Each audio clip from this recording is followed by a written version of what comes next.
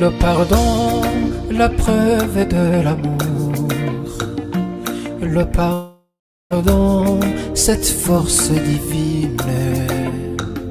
qui nous rend capables, clairvoyants. Il nous rend plus libres, plus heureux.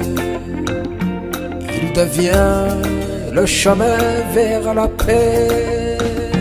Pardonner n'est pas oublier notre histoire. Pardonner, c'est dépasser notre nature. C'est aimer l'être humain tel qu'il est, en sachant qu'il est faible et pécheur. Vive, vive le pardon dans nos cœurs et dans notre pays, en Afrique et dans le monde entier. Vive, vive, vive le pardon.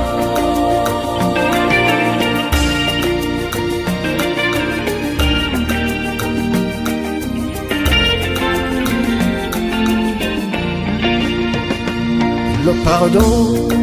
n'est pas contre la vérité. Au contraire, il l'exige même.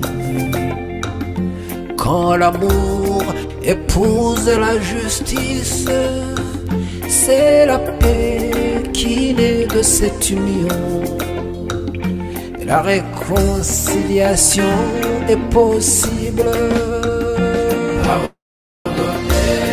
n'est pas oublier notre histoire. Pardonner, c'est dépasser notre nature. C'est aimer l'être humain tel qu'il est, en sachant qu'il est faible et pécheur. Vive, vive, vive le pardon. Vive dans nos cœurs et dans notre pays, en Afrique et dans le monde entier.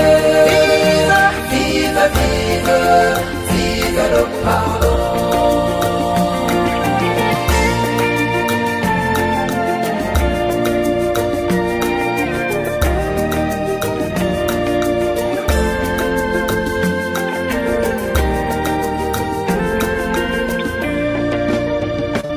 Le pardon,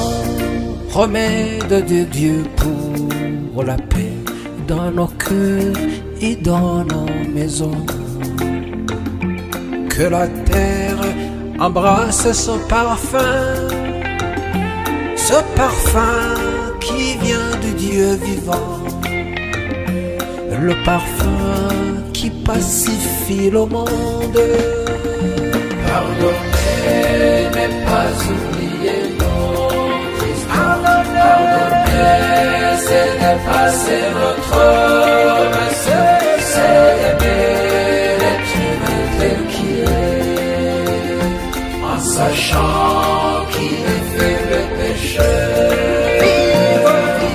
vive, vive le pardon.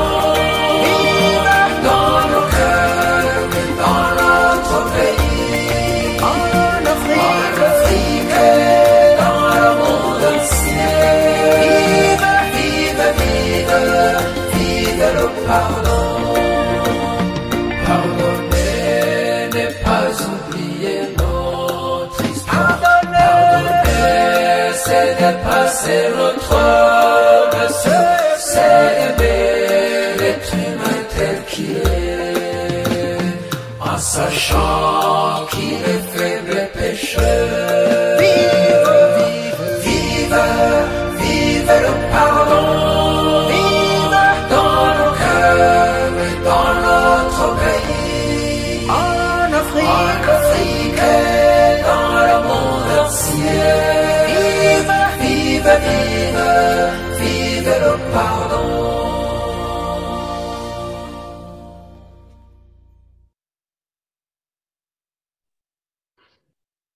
Bandeko nanga bino nyonso bozakola ndanga na nzela na nanzeko wana aliho TV na pesi bino nyonso mbote bisika bozwami napesi mbote na bakongole nyonso oyo baza na este ya RDC, oyo baza na ndinga ya Goma, ya Ruchuru, kuna na Bunagana, kuna na Chanzu, Runyoni, Buhumba, Kibumba, bino nyonso oyo boza kuna bisika bitumba eza kosalama napesi bino mbote pe napesi bino courage. Na ye liboso na bilili oyo po na kolakisa bino pe po na kosolola na bino na oyo etali bitumba eza kosalama kuna pe po na kolakisa bino ke toza elongo na bino, toza kokompartire na bino na ndenge boza kokutana na souffrance kuna na nzela na bitumba. Naza kokompartire na ba oyo nyonso oyo bakwei na front, oyo bakwei na champ de bataille, oyo bakwei liboso ya sari ya drapeau. Bino nyonso ba FARDC, mapinga ya FARDC, tolingi bino mingi pe topesi bino courage. Bandeko nanga bozali na wa bino Tarsisi Munyankindi na ndenge ya bomesano ndenge tosololaka na ye kosolola na bino na ndinga oyo ya Lingala, ezali ndinga oyo eza kolobama na biteni ya RDC pe na bandinga ya RDC, c'est-à-dire ba pays voisins ya RDC oyo nyonso bafrekante bisika balobaka ndinga oyo. Pe na pesi mbote na ba oyo nyonso balobaka ndinga ya Lingala, losako pona bino. Na tongo ya lelo na yi na ndenge na komi yango na titre identification de l'ennemi fait partie de la victoire. Donc pour na ko réussir il faut ko identifier l'ennemi. Bandeko nanga pona identification ya ennemi pona ko bandela yango na kobanda na kopesa bino bokuse ya actualité oyo eza kolekana kuna na este ya RDC na nzela na bitumba oyo entre mapinga ya FARDC pe na groupe oyo ya bateroriste oyo babengi M23 soutenu na Rwanda. Pe ba information oyo ya sika toyi nango oyo eza araine ezali eke na nsima ya kosimba ba militaire rwandais na mabere ya Congo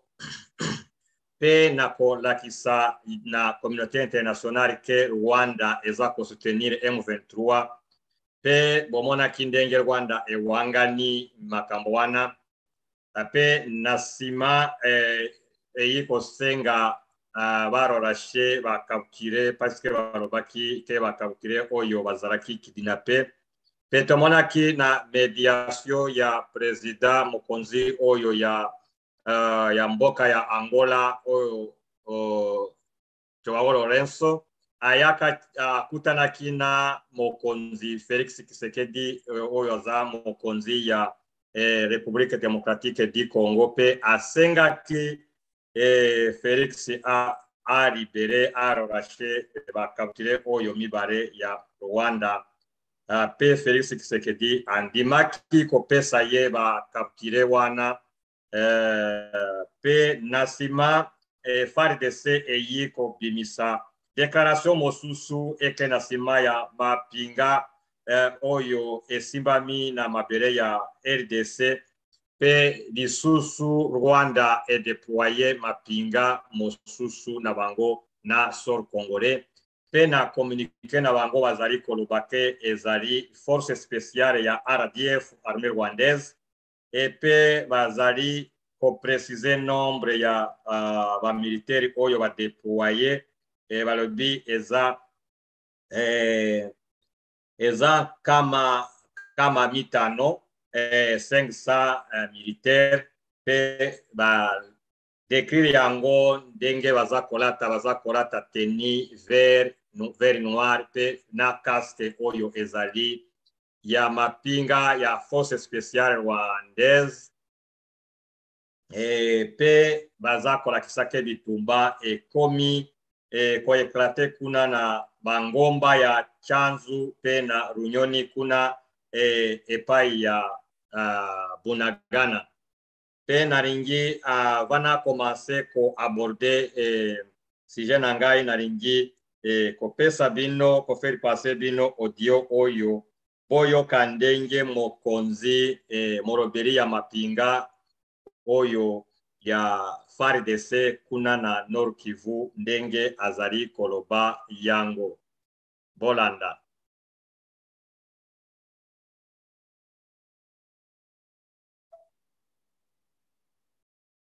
Dans la nuit du 20, les forces armées de la République démocratique du Congo, une opinion internationale, dans la nuit du 27 au 28 mars 2022, le M23, soutenu par les forces de défense du Rwanda, les RDF, a mené des incursions et attaqué les positions des FARDC, les Chanzu et Runyoni dans le territoire de Rutshuru. Au cours de ces attaques, les forces armées de la République démocratique du Congo ont mis la main sur 2 militaires rwandais.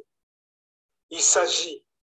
de l'adjudant Abiyarimana Jean-Pierre, matricule AP. Bokoli bisanga bandeko oyo eza video ya kala nayebi te soki nazana oyo ya sika bokoli bisangai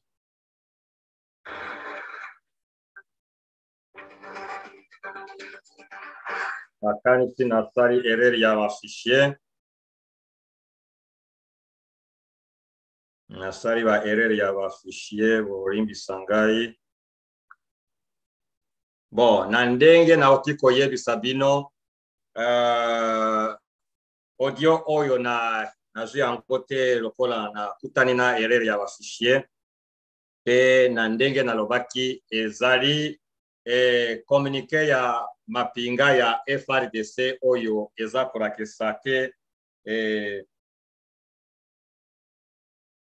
ba force spéciale ya Rwanda 500 militaires baza déployés kuna na esika ya Chanzu pe ya Runyoni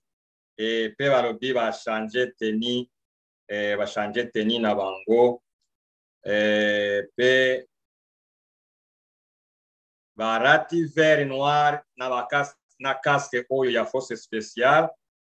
Bon, na koti kotangela bino lokola na retrouver odiote. L'armée rwandaise a déployé plus de 500 militaires de forces spéciales avec une nouvelle tenue aux alentours de Chanzu et Runyoni, territoire de Rutshuru, dans la province du Nord Kivu. Cette alerte de l'autorité du Nord Kivu à travers un communiqué rendu public à Goma tard dans la soirée de ce mercredi 8 juin. Dans ce communiqué lu par le général Sylvain Ekenge, le porte-parole du gouverneur militaire des forces explique qu'au-delà de ces 500 militaires rwandais déployés sur le sol congolais, l'armée rwandaise a changé aussi sa tenue pour dissimuler sa présence. Tout habillé d'une nouvelle tenue de couleur vert, noir et coiffé de casque de sa force spéciale.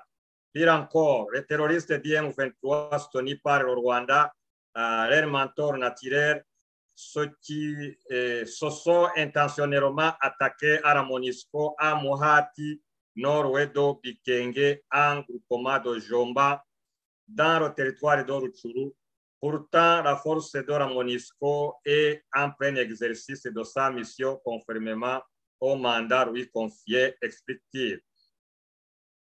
Les FARDC, non, les autorités notent qu'au cours de cette même attaque, 3 casques bleus de nationalité tanzanienne ont été blessés puis acheminés à Goma pour des soins appropriés. Les FARDC regrettent que cette attaque intervienne quelques jours après une autre qui a visé un hélicoptère d'Ora Monisco dans la même zone, faisant ainsi 8 morts. En s'attaquant à la force des Nations Unies, le M23, soutenu par le Rwanda, confirme son caractère terroriste, déclare l'armée. Et elle en appelle à la vigilance de la population pour dénoncer toute personne porteuse d'armes en tenue vert et noir. Yango wana communiqué on alinga kinachi rabino odiome na sari erreur ya na sari confusion ya bafishio na zwaki pe natangeli bino ndenge ba komi yango ndenge moroberi ya mapinga ya FRDC atangi yango information eza ndenge wana lelo kaka ndenge balobi Rwanda a déployé 500 militaires de sa force spéciale. Donc, c'est-à-dire que kuna na chanzu perunioni ba komba eza ko continuer na koyebisa bino ke kala mingi te bisika oyo ya chanzu pe ya runioni be FARDC ba liberaki yango me mikoro yo donc simarobi na mapinga oyo ya force spéciale ya Rwanda oyo se déployer kuna na kanisi lero situation kuna échanger parce que bitumba ezo sala makuna pona contrôle ya bisika wana boyebi ke chanzu reunioni eza point stratégique pona ko contrôler ville ya Bunagana, donc c'est-à-dire objectif eza contrôle ya ville ya Bunagana. Soki na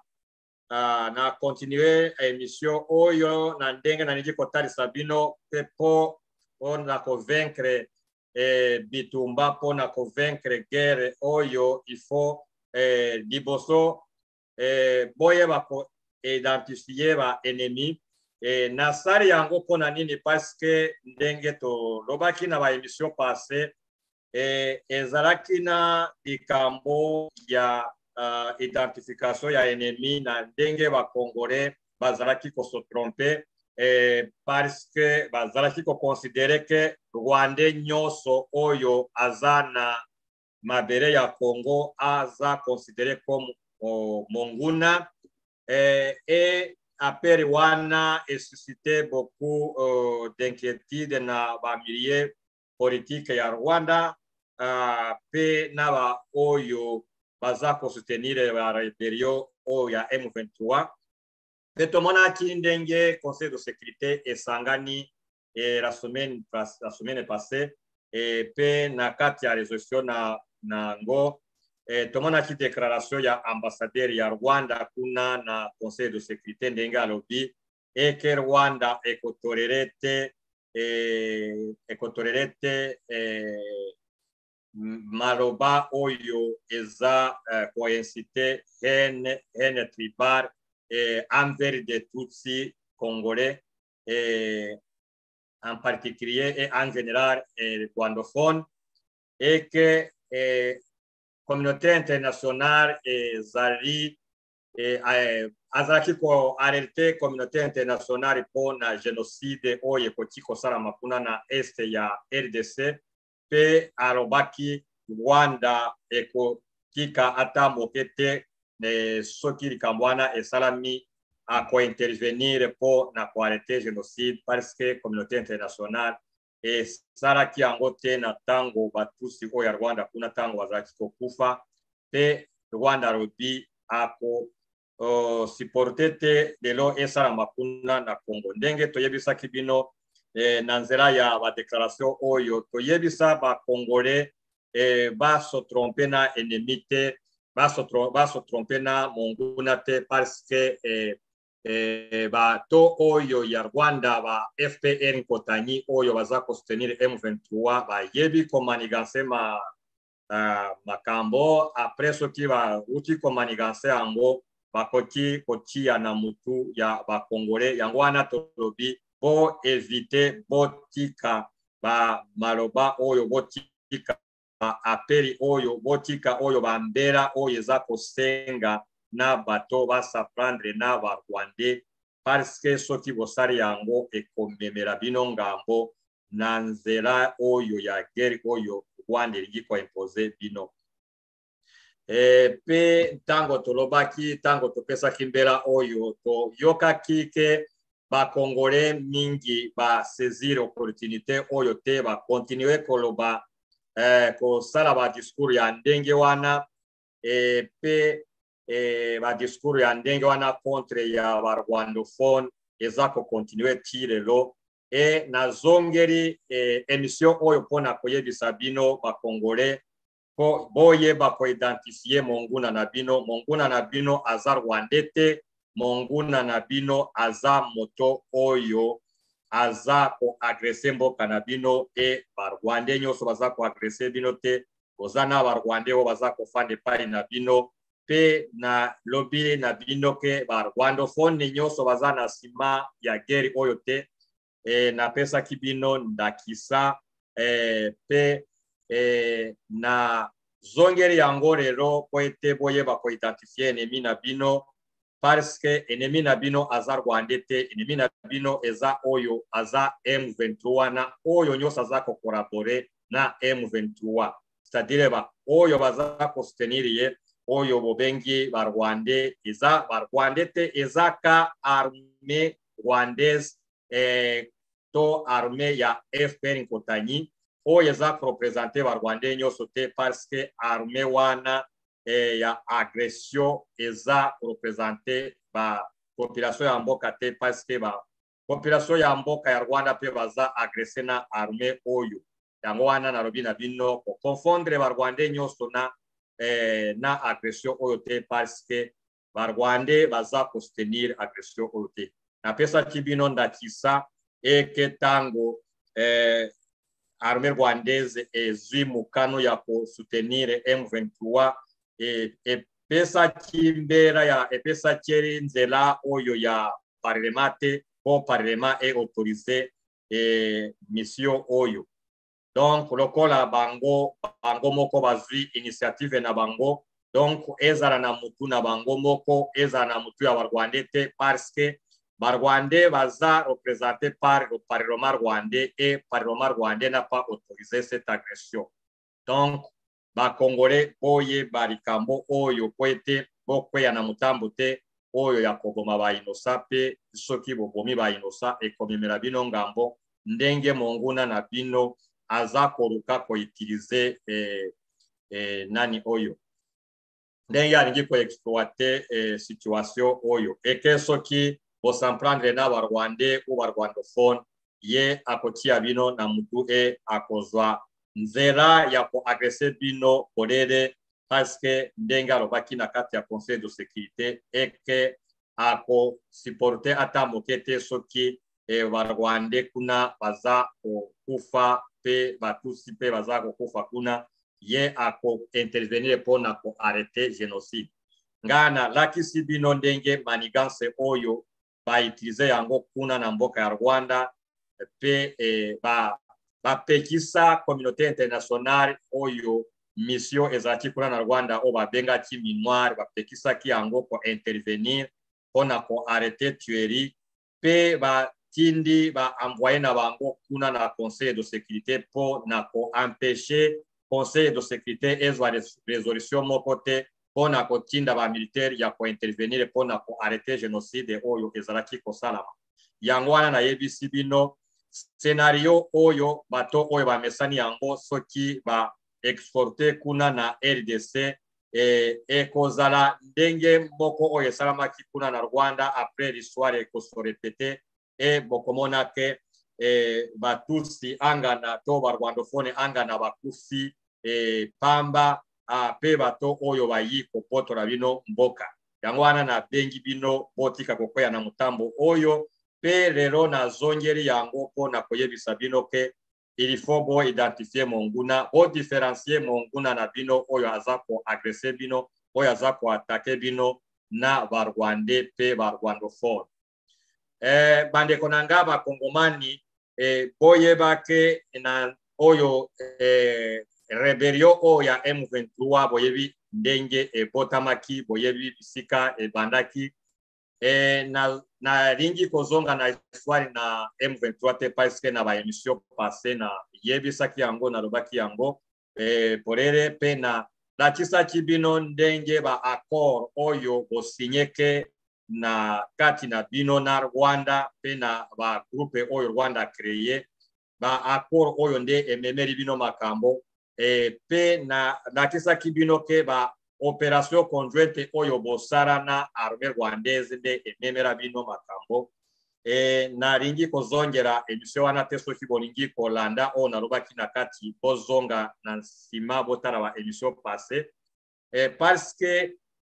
présence ya M23 oyo na nsima ya kozala deshi kuna na est ya RDC na 2013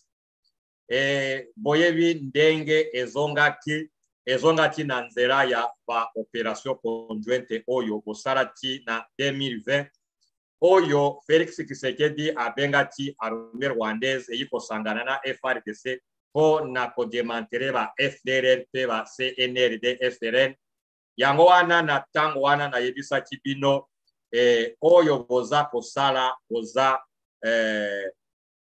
boza komimemela makambo parce que bisika oyo boza kolongola ba FDLR na ba CNRD Rwanda eza kotika ba elemana ye ba oyo babengi ba M23 na sima wana boyi komona pe makambo ona yebisaki bino ezalaki ya solo donc na tango bozalaki kosala ba opération oyo ya kochasse ba FDLR nde armée rwandaise kuna profite pe installer M23 na bisika FDLR erongolaki pe na tango bouti koneutralize ba FDLR bomonike bifuta wana ezali oyo ya armée rwandaise kuna po na kofunda bino eke boza kokolabore na ba FDLR ndenge nini moto bozalaki naye na kati na ba opération bouti kosilisa likambo après ayi kobarokira bino arobake boza kostenir ba FDLR alors ke bouti kodemantere ba FDLR boso rapele ba déclaration ya FARDC tango bozalaki kogoma ba généraux ya FDLR na ba généraux ya CNRD FRN pe na ba oyo bazalaki capturé oyo bozongisa na Rwanda pe torobaki na bino na ndenge bozongisaki ba réfugiés oyo pe ba rebelle oyo rekanaki na nzela ya busembo te parce que bosalaki nani acte d'extradition ya na nzela juridique te parce que esengelaki bojuge bato wana ou bien bosala extradition na ndenge ya polele boyokani na mboka oyo boza kotinda bato après bopesi bato esalamaki te lokola bozalaki en collaboration avec l'armée rwandaise bozalaki na kati ya opération conjointe bopesaki na ndenge ya kanyaka alors que elinga kosalama boye te ni yango wana ba opération oyo esalamaki clandestinement viole droit international pe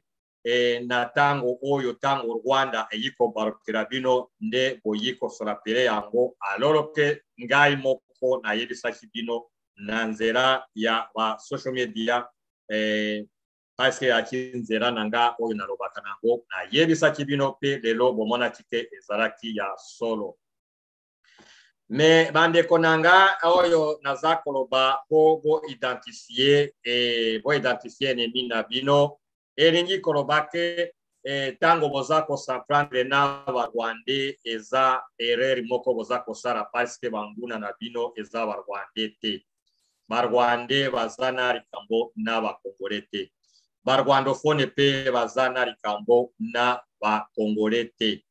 il faut boyeba ke ba M23 oyo babandi ba terroriste oyo baza représenter rwandophone te pe baza représenter ba tusite ya RDC yango wana na yebisaki bino na émission passée pona nini parce que soki bolingi ko identifier banguna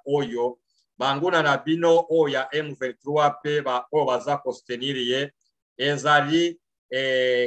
quelques éléments, quelques réfugiés oyo bakendaki kuna na mboka ya Rwanda pe Rwanda arore bango na makasi pe eti bango na kati ya rebellion oyo pona kotinda bango ko bebisa mboka na bango pe na nsima na bango bapesi bango ba appui ya force spéciale oyo ndenge na bauti koloba na kati ya communiqué oyo ndenge molobeli ya mapinga ya Nord Kivu auti kosite na kati ya communiqué oyo natangeli bino ndenge baidentifie bango pe monguna na bino ezali oyo aza na kati ya M23 pe aza oyo ezala Congolais pe ezala Rwandais oyo aza kosoutenir M23 nde bokobenga ye ennemi na bino oliye bobenga ba Rwandais ou bien ba rwandophone ba ennemi na bino eza ka ndenge wana te. Donc ennemi na bino eza Congolais ou Rwandais oyo aza kokolabore na groupe terroriste oyo ya M23 wana nde definition ya monguna na bino. Soki bokoki ko réaliser identification oyo bokosala ereri oyo te na ati koloba na bino bokokweya na manigance ya Rwanda te bokoyeba ko différencier banguna na bino na ba Rwandais bokoyeba ko différencier banguna na bino na ba rwandophone pona nini parce que ezali même si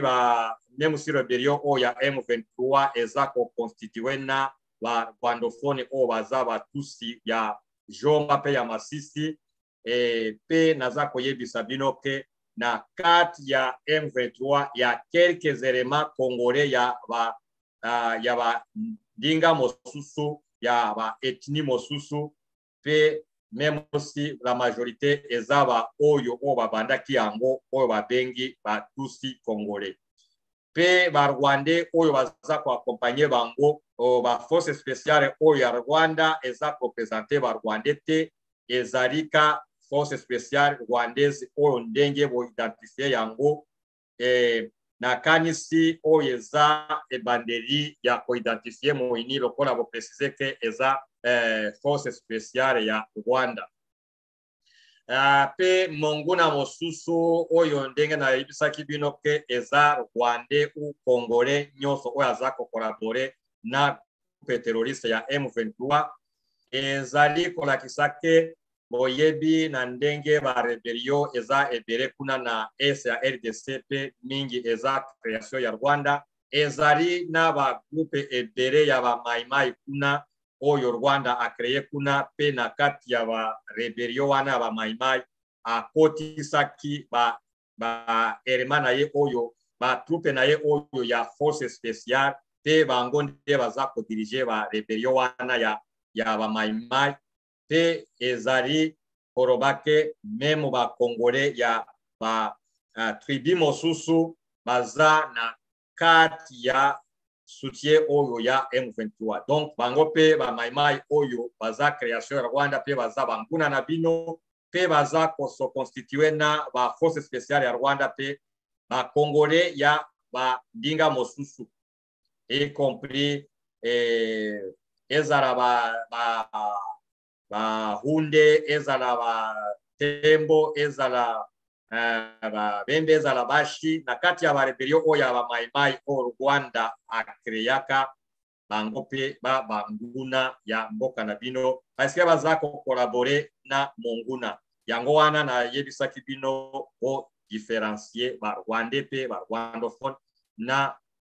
groupe oyo ya ba terroriste parce que ba oyo baza ko soutenir groupe oyo ba Congolais pe baza na kati même na politique na bino kuna na ba parti politique boyebi ke oyo ezalaki FDR ezalaki na bato oyo ya M23 boyebi na nzela ya FDR bato oyo bafandaki na FDR c'est-à-dire FDR oyo ebotaki RCD Goma pe RCD Goma oyo ekotaki na kati ya gouvernement pe na kati ya mapinga pe boyebi na oyo bazalaki na kati ya CNDP bango pe bakotaki na kati ya milieu politique pe administrative pe na milieu militaire boyebi brassage oyo bosalaki pe na ba oyo ba créa PPRD voyebi ke PPRD eza fruit ya AFDR kuna pe na kati ba Congolais oyo baza ko collaborer na M23 baza na kati po na kolakisa ke ennemi na bino aza Rwandais te, ennemi na bino aza Congolais te ou rwandophone, ennemi na bino aza oyo nyonso azara Rwandais azara Congolais oyo aza ko collaborer na groupe oyo ya bateroriste ya M23. Yango wana nasali emission oyo po boyeba ko différencier likambo oyo po ete bokoka kolonga bitumba oyo soki te soki bo continuer ko confondre moyini na bino na barwandais to na barwandophone boko kweya na motambo pe bokomona kaka situation échanger boko koka ko contenir yango te po monguna na bino oyo aza ko agresser bino aza koruka amanigase situation atia oyo nyonso boko sala ya erreur atia na mutu ya bakongolais nyonso bokomona ke soki bosali erreur wana lobi pesi marobi bopimi ba génocidaire communauté internationale eza kokangela bino embargo monguna akozala au-dessus na bino. Angwana naza ko sala ba émission ya tango nyonso pona ko rappeler likambo oyo po na ko kika ko kweya na mutambo oyo parce que soki bokweyi na mutambo oyo boko perdre guerre oyo pe mboka na bino ekokweya na maboko ya banguna. Lisusu oyo nalingi koyebisa bino ezana adage moko oyo ya lingala oyo balobaka soki olakisi chaku koloba mokolo mosusu akofinga yo. Yango wana bomoni ndenge bolakisi ndenge bosakani na Rwanda bobengi ye na kati ya ba operation po na koyaka ko demantere ba FDR tango nyonso baza kokosa bino eke baza na likambo ya FDR boza kobenga bango bazoyaka kokotela bino na kati na mboka na bino pe na tango baza koyaka na mapinga na bango tango bakobimisa mapinga na bango soki bayi na 1000 bakotika 500 babimi na 500 soki bayi na 2000 bakobimisa 1000 bakotika 1000 na ndenge wana na ba operation nyonso bosala elongo na bango nde yango bayi ko infiltrer mboka na bino nde na nzela wana bayi kozwa mapinga oyo ba utiliser pona ko créer ba rebellion kuna ya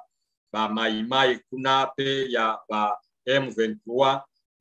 pe na nzela wana nde bazali komatela bino yango wana soki olakisi chaku koloba mokolo mosusu akofinga yo omwendenge bazali kodenigre bino omwendenge bazali kosakana na bino na nzela ya oyo bino moko bopesi bango nzela ya kokota pe na tango oyo nalingi koloba lisusu na nzela ya adage oyo tango nyonso bino boza kopesa ba FDR kuna Rwanda ye aza kofanda na ba rebeli na bino ba rebeli o ba bengi ba M23 boyebi nkunda aza kofanda kuna boyebi ba makenga oyo pe baza kuna boyebi ba Bosco Ntaganda o batinda na lae bango pe baza kikuna aucun jour moko te bosengaki bapesa bino Laurent Nkunda jour moko bosengaki bapesa bino Makenga jour moko te bosengaki bapesa bino Bosco Ntaganda pourtant bino bozalaki mikolo nyonso kobenga bango koyaka epai na bino après bayi kozwa bato oyo balingi oyo babomi oyo bamemi pe bino bozwi na kati eloko te yango wana bayi komatela bino parce batali bino na kati ya cerveau na bino bamoni ke boza na mayele te yango wana bayi komatela bino pe na kolapele bino eloko mosusu nayebisaki bino tango boza kobenga bango na kati ya ba operation oyo boza kosala elongo na bango Et à chaque fois que bazwi bato ya FDLR to ya CND FRN tango bakokomisa bango kuna na mboka bakorosikle bango tango basisi korosikle bango bazongisi bango na kati na RDC pona kokreye ba rebellion oyo bomoni soki bomoni ba FDLR oyo babomaka ba Congolais eza ba FDLR oyo bobondisaka te eza ba FDLR oyo bango moko bakreye na nzela ya ba oyo bopesi bango bauti korosikle bango après bazongisi oyo boza kobenga ke boza kosisa likambo ya FDLR boza eza kosakile nango. Donc ba FDLR oyo boza komona oyo baza koboma ba Congolais eza ba FDLR te ya normal eza ba FDLR oyo ya Rwanda ye moko a créé sino ba FDLR mosusu oyo toyebi oyo baza ko défendre ba réfugiés oyo baza kuna baza bato agressif te baza bato ya koboma ba population ya Congo te parce que bafandaka na bango elongo bavivre ke na bango nde bango bapesaka bango mabele ya kosala bilanga na bango pe baza kovivre na bango pe bana na bango baza kokota ba ekole moko bapartage vie quotidienne na bango bakoti koboma bakongole te oyo ba FDLR bozomona baza koboma bato eza création ya Rwanda na nsima ya ba opération oyo bosalaka elongo na bango oyo bakendaka na bango barosikle bango après bazongisi bango na ba force spéciale oyo boza komona bayakaki simarobi kuna na Tchanzu pe na Runyoni. Donc pona koyebisa bino ke bosala ke bana ba oyo bosalaka na ba négociation oyo bosalaka pe ba opération conjointe oyo bosalaka bozoteka mboka na bino sans koyeba na yebisaki bino tango nyoso na yebite pona nini boza toujours ko répéter ba erreur moko na yebi ke rero bo comprendre rero ba fongoli bino miso soki bozongeri yango nga na ko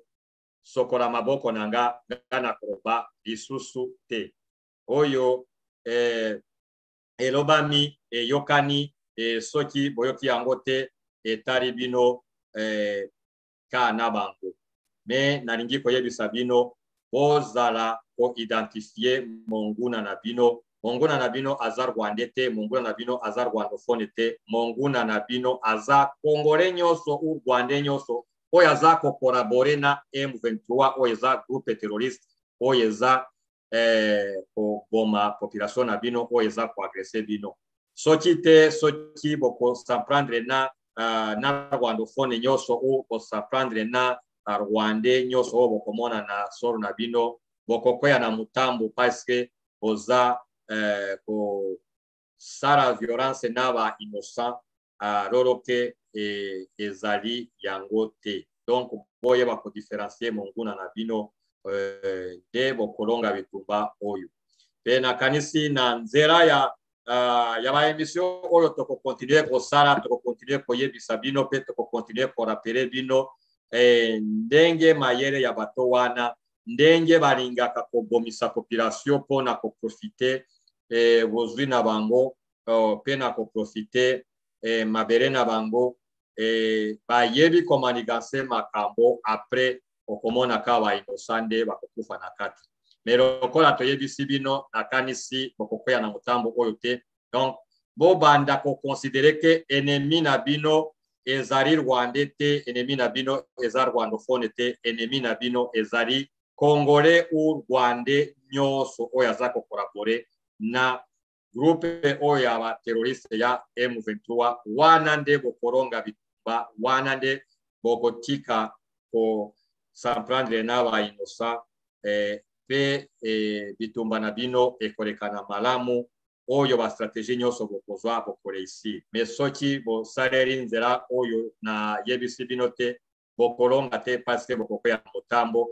bokomona kawo ekokota na mboka na bino tango kawo ekokota nde monguna akoprofite bino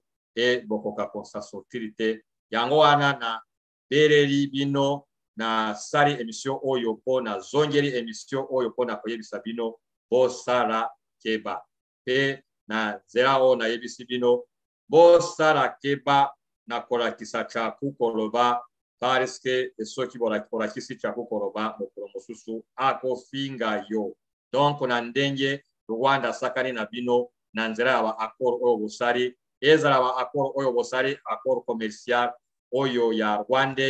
Rwanda boyebike de bango na atendre bisika ya musika oyo bazalaki kokoma te ndenge General Mubaraka ayebi saki bino na tango wana bayaki ki kuna na Kinshasa pe bakeki kuna na Lubumbashi facilement ezali bino bo facilité bango. Donc yango wana babandi kofinga bino mikoro yo babandi komona bino lokola bazoba alors que eza bino bosakani na bango. Bande konanga ba Congolais oyo boza kolandanga na nzela na singa oyo